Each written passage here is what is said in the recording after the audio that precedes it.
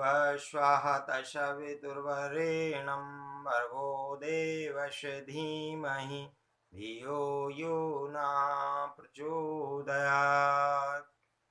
ओम परमात्मने नमः।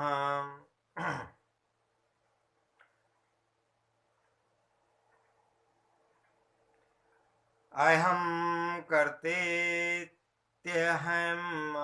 महाकृष्णाहिदं दिशितः नाहं कर्तेति विश्वास्यमृतं पीत्वा सुखी भव। अहम मतलब मैं, कर्ता करने वाला, इति ऐसे, अहम्मान महाकृष्णा ही दंसिताः अहंकार रूपी अत्यंत काले रंग के सर्प से डसा गया। ना हम, नहीं मैं, कर्ता करने वाला हूँ, इति ऐसे, विश्वास अमृतम पीतवा विश्वास रूपी अमृत को पीकर सुखी सभी प्रकार के दुखों से मुक्त आत्यंतिक रूप से सुखी भव हो जा।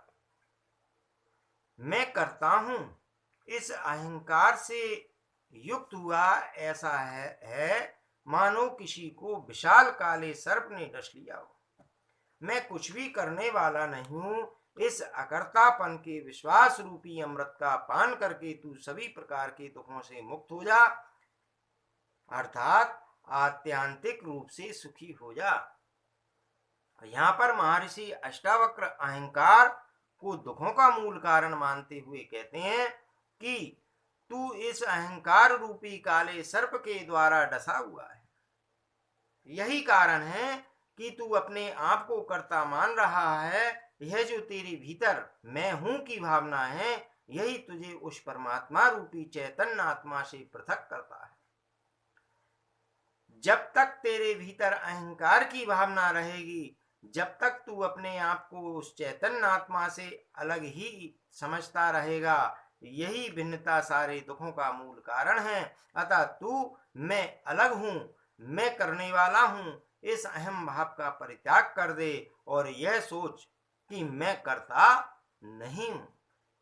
केवल कर्ता वही परमात्मा है। मैं तो मात्र उस परमात्मा के हाथों की कठपुतली हूँ। जैसे वह नचाता है वैसे ही मैं नाचता हूँ। ऐसा निश्चय करके उसके फलों को भोगने से भी स्वयं को मुक्त कर ले। इस प्रकार का विश्वास रूपी अमृत का पान करके सुख की अनुभूति कर। इस प्रकार अहंकार को समझे बिना यह सूत्र स्पष्ट नहीं होगा। इसलिए यहाँ अहंकार के बारे में बतलाया जा रहा है कि संपूर्ण जगत की उत्पत्ति उस परम पिता परमात्मा से ही हुई है।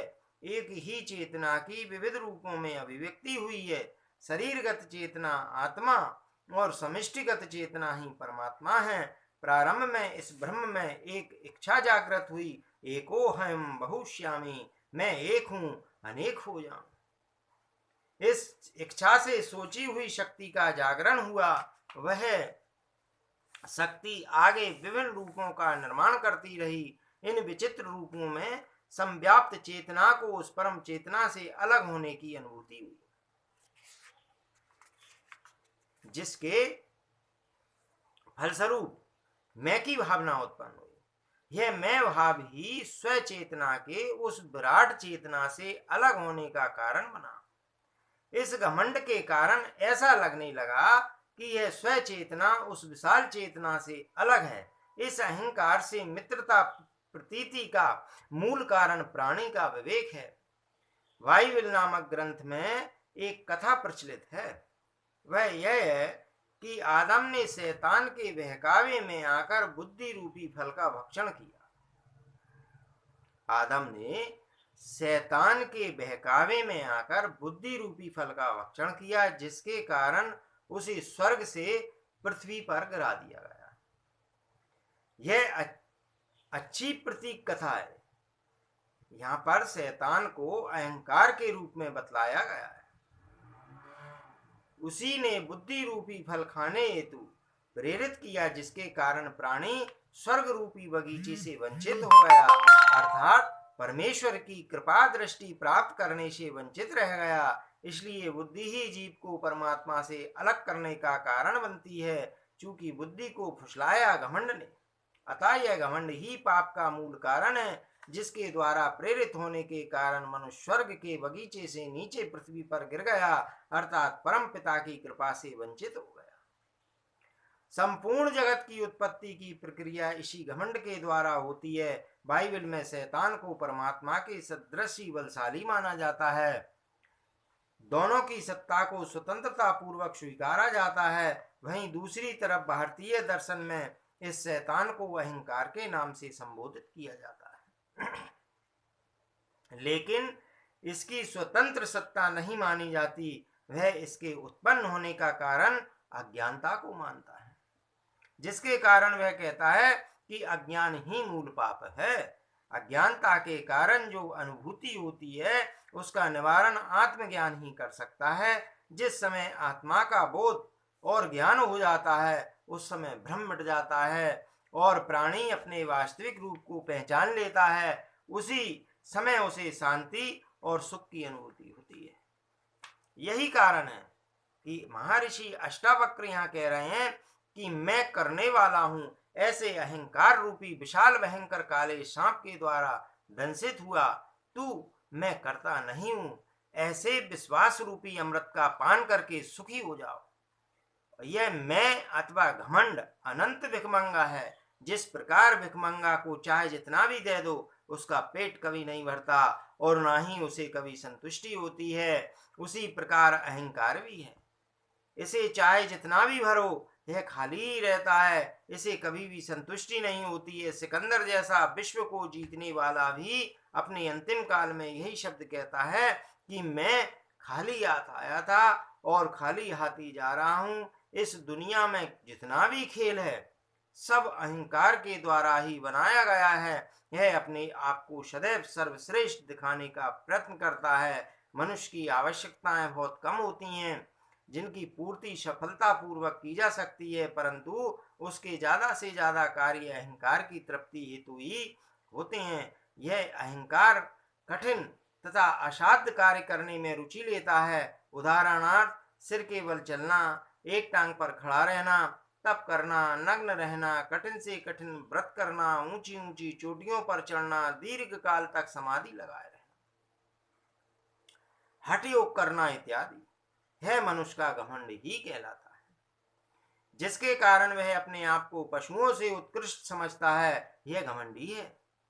जिसने धरती को संपूर्ण सृष्टि का केंद्र माना, स्वयं को देवों की संतान माना, हमारा देश महान, हमारा धर्म महान, हमारी जाति महान, मैं महान इत्यादि सभी अहंकार की ही घोषणाएं हैं। यह अहंकार एक रोग है जो जीवन में सिखलाया जा रहा है। ये शिक्षण संस्थाएं, समाज आदि सभी यही तो शिक्षा सिखा रहे हैं। अहंकार के अतिरिक्त जीवन में ना कोई बोझ है और ना ही कोई बंधन। अहंकार सर्वदा लेना चाहता है, देता कभी भी नहीं है। जो देता है वह निरअहंकारी होता है। यह जो मनुष्य की कामना होती है यही उसके दुख का कारण है। अर्थात मनुष्य जितना अधिक प्राप्त करने की इच्छा करता है वह उतना ही दुखी होता है। यह मार्ग सुख का नहीं है। परमात्मा ने अपना बहुमूल्य रत्न प्राणी को प्रदान कर दिया है, परंतु मनुष्य इससे संतुष्ट नहीं हुआ, बल्कि दिन प्रतिदिन उसके भीतर और पाने की प्यास में वृद्धि ही हो रही है। इसका केवल एक ही उपाय धर्म। जिस दिन अहंकार रूपी शैतान नष्ट हो जाएगा उस दिन कर्ता भी नष्ट हो जाएगा एवं उसी क्षण मनुष्य परमात्मा की निकटता की अनुभूति करने लगेगा। अहंकार साहस और शौर्य का प्रदर्शन कर सकता है, तपा साधना कर सकता है, भूखा रह सकता है, ऊंची चोटियों पर चढ़ सकता है, राजनेता बन सकता है, लेकिन वह समर्पित नहीं हो सकता, भक्त नहीं बन सकता है। इस प्रकार का मनुष्य अगर कर्मयोगी बन जाए तो उसका अहंकार भी विनष्ट हो जाता है। इस अहंकार की उपयोगिता संसार के लिए तो है, परंतु आध्यात्म से यह नष्ट हो जाता है, उसका नैतिक पतन हो जाता है। वह अपने हितार्थ स्वार्थी बनकर चोरी, झूठ बोलना, हिंसा, शोषण तथा हत्या इत्यादि सभी प्रकार के बुरे कर्म कर सकता है। इस प्रकार के अहंकारी मनुष्यों ने अपनी अलग ही दुनिया बसा ली है, जो इस अध्यात्म जगत से बिल्कुल पृथक है। यही कारण है कि बाइबल में शैतान को परमेश्वर के सदृश ही शक्तिशाली माना जाता है और भारत में इसी शैतान को मूल पाप माना जाता है। दूसरी जो पापों की प्रजाति है, जैसे अनैतिकता आदि, सब इसी की संतान है। अहंकार का परिवार बहुत बृहद होता है और इसका परिवार संयुक्त भी होता है। यदि मनुष्य के अंदर अहंकार है तो उसके लिए नरक का द्वार हमेशा खुला रहता है, अर्थात नरक जाने के लिए उसे और किसी पाप की जरूरत नहीं होती है। अतः पाप स्वतः ही होते चले जाएंगे, करने की आवश्यकता नहीं पड़ेगी। इसलिए महर्षि अष्टावक्र ने इस अहंकार को विशाल काला सर्प कहकर संबोधित किया है। वह सर्प बहुत ही विशाल, भयानक और असाधारण है। साथ ही साथ अष्टावक्र सिर्फ भयंकर रोग का इलाज ही नहीं करते, अपितु उसे खत्म करने हेतु बताते हैं कि मनुष्य में मैं से मुक्त होना पड़ेगा। मैं करता नहीं हूं। यह संसार अपने विशेष नियमों पर आधारित है। जिसने विश्वास पूर्वक मान लिया है कि ईश्वर ही सब कुछ करने वाला है, वह अहंकार से मुक्त हो जाता है, क्योंकि मात्र इतना विश्वास ही अहंकार मुक्ति हेतु पर्याप्त है। इसी के द्वारा प्राणी वास्तव में सुखी हो जाता है। जिस प्रकार अहंकारी मनुष्य को सुखी करना अत्यंत कठिन कार्य होता है, उसी प्रकार अहंकार से हीन व्यक्ति को दुखी करना कठिन कार्य होता है। अष्टावक्र इसके हेतु कोई विधान, साधना, जप, मंत्र, योग, तपस्या इत्यादि भी नहीं बतलाते। इस प्रकार देखो, अपने देखने के नजरिए को बदलो, पूर्ण विश्वास और निष्ठा पूर्वक, तो निसंदेह बदलाव आ जाएगा। इसका बोध होना ही पर्याप्त है। यह गलत दृष्टि ही तुम्हारे दुखों का कारण है। गलत दृष्टि यह है कि तुम स्वयं को उस एक परम चेतना के संग नहीं मानते। अपनी ढपली, अपना राग अलग ही बजाए जा रहे हो। अपने अस्तित्व को स्वीकारते नहीं कि तुम उस संपूर्ण के ही एक हिस्से हो, भिन्न नहीं हो। तुम्हारा अधिकार जन्म मरण किसी पर भी नहीं है। बीच में बेकार ही तुम कर्ता बन बैठे हो। अष्टावक्र ने इस सूत्र में भी सार गर्भित था। वह कह दिया, ये कोई यदि विश्वास और निष्ठा के साथ अमृत का पान करता हो तो निश्चित रूप से सुखी हो सकता है।